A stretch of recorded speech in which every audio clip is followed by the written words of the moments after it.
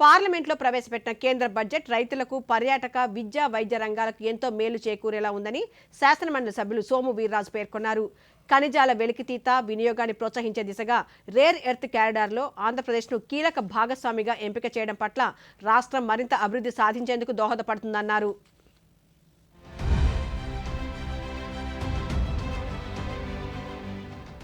బడ్జెట్లో ప్రధానంగా 3 కర్తవ్యాలని ఆలోచన విధానంగా తీసుకొని బడ్జెట్ను రూపొందించడం జరిగింది. దీంట్లో ప్రధానంగా రైతాంగం విషయంలో కానీ, విద్య విషయంలో కానీ, ఆరోగ్య విషయంలో కానీ, టూరిజం విషయంలో కానీ, ఆయుర్వేదం అంశాల్లో కానీ, నేచర్ క్యూర్ విషయంలో కానీ అనేక అంశాల్లో కొన్ని ప్రత్యేకమైనటువంటి అంశాలని ఇందులో పొందుపరచడం జరిగింది.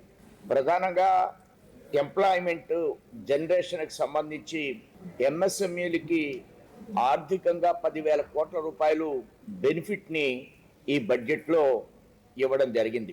మైన్స్ హై స్పీడ్ కారిడార్లు ప్రత్యేకమైనవి దేశంలో ఏర్పాటు చేయాలని మైన్స్ కారిడార్ ఆంధ్రప్రదేశ్తో సహా 4 రాష్ట్రాలను కలిపి ఏర్పాటు చేయడం జరిగింది.